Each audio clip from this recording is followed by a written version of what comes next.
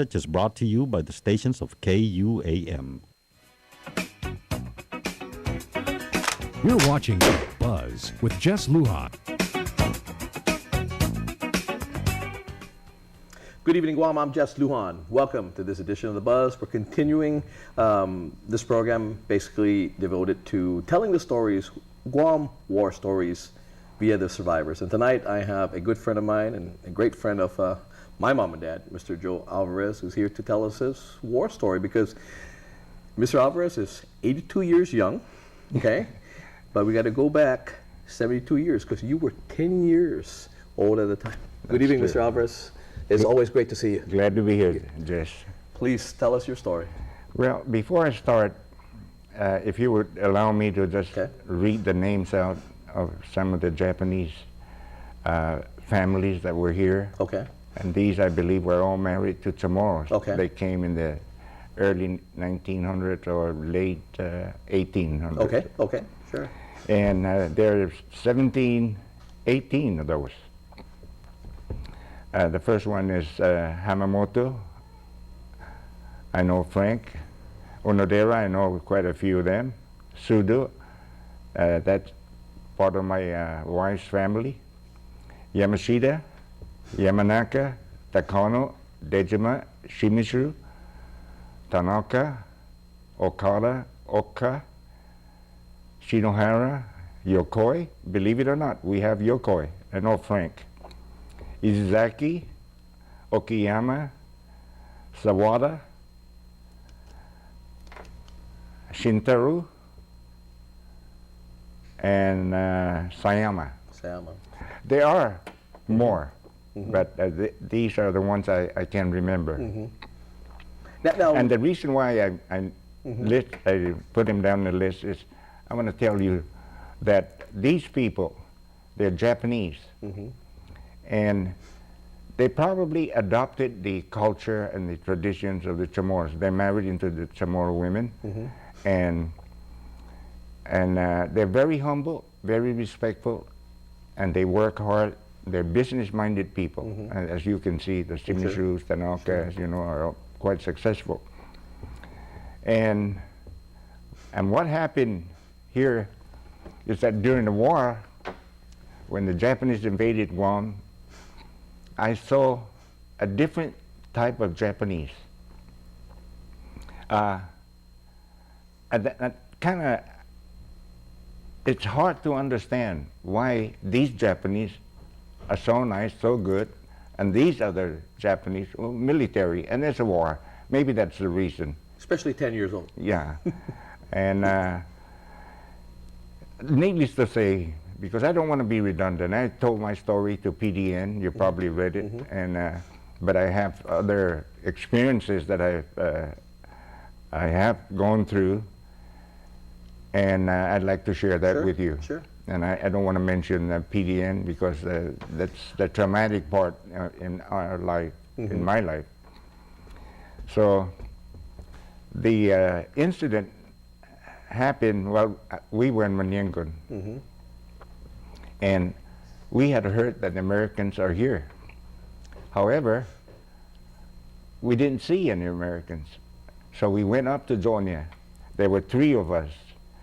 It's Ken Arriola's brother, the former speaker and attorney, of the legislature. Frank and Jose Ping, they call him. And we went up there and we met the Marines, or whatever branch they belong to, Army, Marines.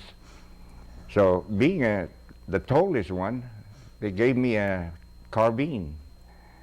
And they showed me how to load it, unload it, and safety, and everything, and aim and shoot. Yeah, I've never shot a gun before, you know. But here's what happened. When we were looking for the Japanese, the Americans asked us, "Do you know where the caves are?" I said, "We don't know. We're not from here."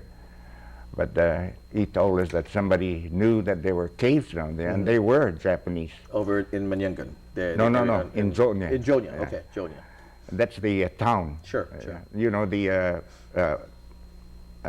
cliff overlooking Pago Bay. Sure, yeah. There's tunnels in there. So they were shooting, I was shooting, but I don't know if I hit anybody. Man, I had a lot of fun shooting. I didn't know whether I killed somebody or maybe birds, I don't know. But we heard one of them came to tell us that one of us got hit. And you know, Ping and Frank were right there with me. So they had Kinariola on a stretcher. And they were carrying him out and put him on a Jeep. And while he was laying down, he told us, all three of us, but I think basically he was addressing it to his two brothers, Ping and Frank, to go back to Manyangun and tell his parents, you know, tell mom and dad that I was hit, but I'm all right. Then they took him away. So we went back and told him. But they were sad because, you know, they don't know how serious they don't know the extent of the injury. Yeah, sure, of course. And but they're also glad that the Americans are here because we told them. And at the time when we got there, I didn't see any Japanese. They all left. And they used to have machine guns around us, you know, and guards, you know. So that's an experience that's pretty pleasant to remember. Now, let's go back to that time, because you weren't quite a, I mean, you were adolescents then. You weren't quite a teenager yet. I was about 12 years old 13 then? years old then, because that's 2 years later. Yeah, 3 years later. Sure. So you were 12 years old.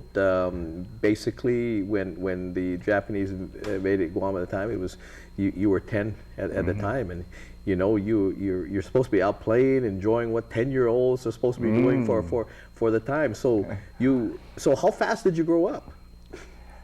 Pretty fast, because I never worked so hard in my life. At night time, when the moon is up, my dad and I would go out and till the farm, you know, take care. During the day, of course, we had to go to work at the Naval Air Station, previous Naval Air Station, now at Guam International Airport. And we worked there picking rocks, put him on the site. Oh, by the way, after that, air base was open, the planes landed, I met a pilot there, and he spoke English. A Japanese pilot? Japanese pilot. But man, let me tell you, it just surprised me. But he spoke very good English, and I said he must have been educated in the States. Well, I mean, there are a few survivors that I had in my show here who had, again, who were befriended by Japanese officers who actually, it was just last week, Mr. Uggan had mentioned the fact that one of the Japanese pilots took a liking to him and was revealing to him certain stories about or certain invasion times and things like that, because he was educated. He got his pilot wings in the States, but then was tricked to go back to Japan to, I guess, supposedly at a dying uncle's wish. Maybe that's him. It could be. But he got killed. He was killed basically when the Americans liberated Guam, as he was taken off. I guess I he got think shot down. 90% of the pilots were killed. Sure. So Mr. Roberts, let me go back, because what I read from you, and I hate to bring back the trauma as living it like it was yesterday, but your story said you were 10 years old. Your mom and dad were beaten. Your dad, the Japanese, I guess, took your only prized possession. I mean, your possession, a cow. And your dad, he must have been a big man, because he went to the Japanese and said, "Look, I've only got one, and that's ours. That's all we have. That's what we have to eat, and that we live on this." So your dad went to try to get back his cow, and in the process of trying to get that back, he was beat up, and you were trying to get over there and trying to stop that, and you were held back because you were by I guess one of the elders, that if you do that, they're either going to beat you up or kill you. Yeah. Being young, I don't understand why they stole our cow, and then they beat my dad, you know, and they beat him up so Sure, bad. sure. I mean, everything was bleeding, legs, arms, back. And then we took him home. And when I saw that, you know, I don't know what I was thinking about, but I picked up a rock and I was going to throw it at him, you know.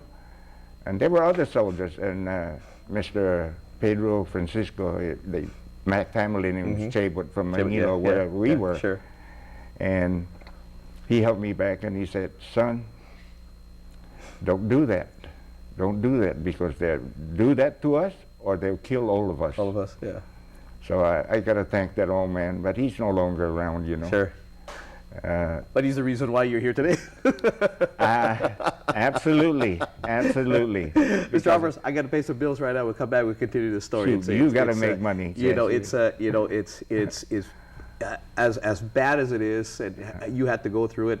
Thank you very much for sharing that story with us. But we'll be right back.